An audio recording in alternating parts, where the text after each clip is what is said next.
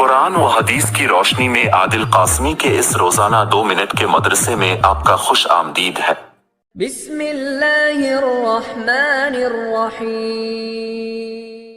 ناظرین کرام، السلام علیکم ورحمۃ اللہ وبرکاتہ۔ کیا آپ کو پتا ہے کہ جو لوگ دنیا کے اندر اس رب کے احکامات پر عمل نہیں کرتے، ان کے لیے اس رب نے جو جہنم تیار کر رکھا ہے وہ جہنم گونگی اور اندھی نہیں ہے بلکہ اس کی آنکھیں بھی ہیں۔ چنانچہ قیامت کے دن جب وہ جہنمیوں کو دیکھے گی تو اتنی زیادہ بلند آواز سے دہاڑے مارے گی کہ اس کے اس دہاڑ کو وہ شخص بھی سن پائے گا جو اس سے 500 سال کے مسافت کی دوری پر ہوگا۔ اور آپ سبھی اس بات سے بخوبی واقف ہوں گے کہ ایک شخص ایک دن میں تقریباً 50 کلومیٹر تک چل سکتا ہے، لہذا اب اگر کوئی شخص 500 سالوں تک مسلسل چلتا رہے تو وہ تقریباً 90 لاکھ کلومیٹر تک چل پائے گا۔ پتا چلا کہ جہنم قیامت کے روز جہنمیوں کو دیکھ کر اتنی زیادہ غصہ ہوگی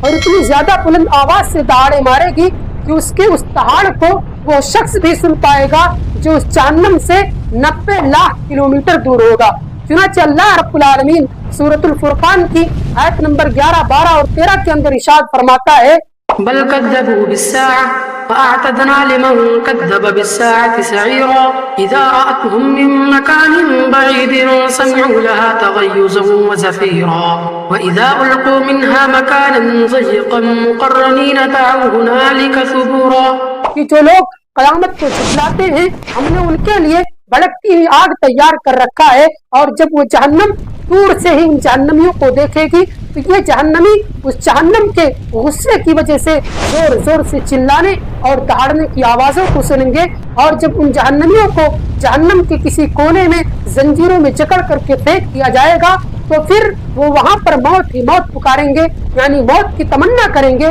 اور وہاں پر کسی کو بھی موت آنے والی نہیں ہوگی۔ لہذا عقل مندی اور ہوش مندی کی بات اسی میں ہے کہ ہم اور آپ وہ دن آنے سے پہلے ہی اپنے آپ کو اس جہنم سے بچانے کی تیاریوں میں ابھی سے مصروف ہو جائیں۔ اللہ رب العالمین سے دعا گو ہوں کہ اللہ العالمین ہم مسلمانوں کو اس جہنم سے محفوظ فرما، آمین۔